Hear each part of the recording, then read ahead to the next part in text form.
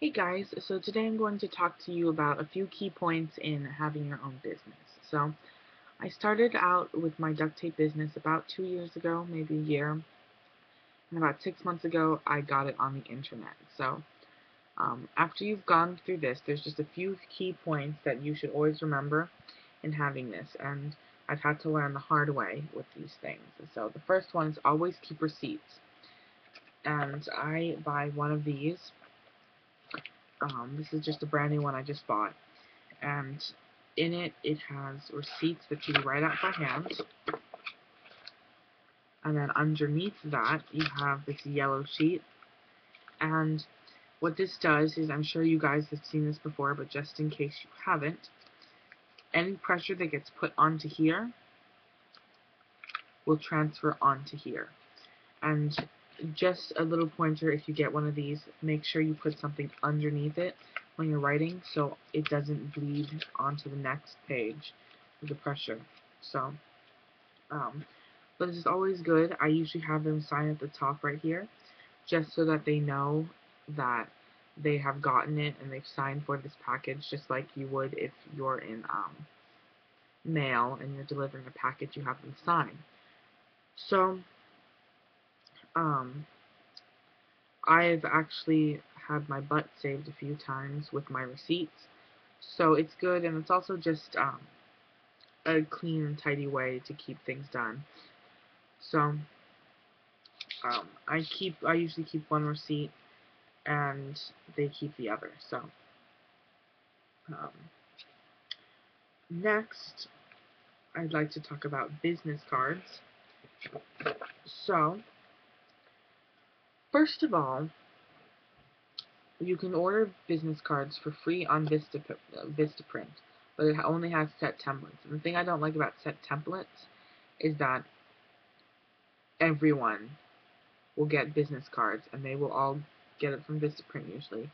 And with those set templates, you'll find a bunch of business cards that look like yours. And I've actually already found 2 business cards that look like mine. So, um, I suggest when you're making business cards is to just make your own. So, what you do is just buy some cardstock, and if you would like a tutorial on this, you can go to the bottom, just tell me, comment, saying you'd like a tutorial. But go to Walmart or Target or something and buy some cardstock, and cardstock is what they use to do scrapbooking, so it should be in the scrapbooking section. And then just design your own business card. I designed mine on an iPad. You can design yours in Paint and maybe even Word if you'd like. It's a little harder than Word though. And put as many of them as you can fit. Make sure they're the size of a regular business card, and put them in a Word document and just print them out. And cardstock costs about $10 for 50 sheets, and 50 sheets of cardstock can get you about 400 business cards. So, it's definitely better than going to Vistaprint, because to print them out with this, you have to pay for shipping. So they say it's free, but you have to pay for shipping, and shipping's $10. So, um, and it's more unique. It'll take some time to cut out, but it won't take very long, only about an hour or two. And I've actually made business cards for a friend of mine. Not for me yet. I'm waiting till I use up all mine. So, um, next of all, we have, and business cards are always good because people can, if they see a product you have and they want to buy it, you can give them their business card and they can go on the website, which is the main reason for a business card, or they can contact you and email you.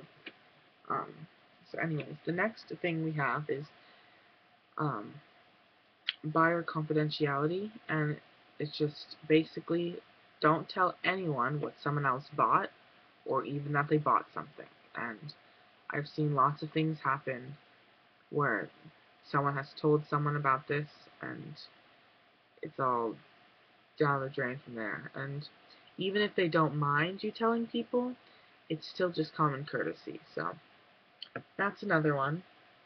And last but not least, shipping. So shipping can be pretty costly. Usually I would have people pay for shipping.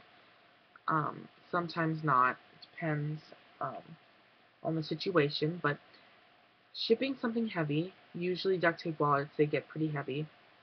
If you're shipping mass quantities of them, it usually costs a lot. So one thing I would suggest is a flat rate priority mail. And priority mail gets you tracking, which you should always have tracking. I've lost some items in the mail, and it was just horrible because I didn't have tracking. So priority flatmate rail means I can put like a 10-pound weight in this box and seal it up and go to the post office, and they'll send this out for $5 just as they usually would, instead of maybe $10 because of the weight. So this is a good idea.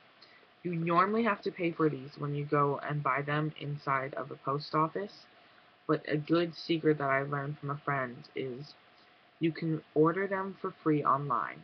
Any size priority mail boxes. You can get these envelopes, or you can get big boxes. And I actually recently got bored and ordered 150 boxes online. And afterwards I realized that probably wasn't a good idea. But anyways, with that said, you can get boxes for free. And even if you're not shipping stuff, like, or you're moving, it's still boxes. So you just look up USPS free shipping boxes, and you should find something on there. You might have to scroll through a little bit, but just Google that, and you should be good. They have lots of different kinds of boxes, and they even have these envelope kinds of things. So that was a little trade secret that I just learned from one of my other friends who sells stuff online too. So, with that said, one more thing, actually, I think I should mention is having a website. And having a website is really good. It's hard to find free domains, actually. I don't even think there are any free domains. But if you make good income, you should be able to find some as low as maybe like $1 a month, maybe a little higher. I personally do mine on webs.com. And webs.com gives you a sub address if you want it for free. And if you look right here, if you guys can see that, it says my email address. And what it does is it'll give you a domain name with just a subdomain, and that's the webs.com part on the end. So my business, my online, what's it called, my website is ducttapearts.webs.com, and that's because since it's for free, they get to put .webs inside the domain name. I'm sure there's others out there. I don't know though. But webs.com was the first one I found, so it's really easy, but you can only have 5 things inside of your shop. So with that said, it's a good idea to kind of either reduce your stuff down to 5 items if there's some stuff that you never sell, which I ended up having to do, or somehow you kind of switch it around, things are the same prices you put in the same categories. But it's nice. Webs.com is a good one I suggest if you want one for free if you're just starting out. And as you get bigger, they let you expand it, and you can pay monthly to expand it. So I hope you guys found this helpful. You can comment down below if you would like me to do a tutorial on business cards, and it's just me going a little more in depth about it. So, and with that said, I hope you guys found this very helpful, and I'll see you guys soon.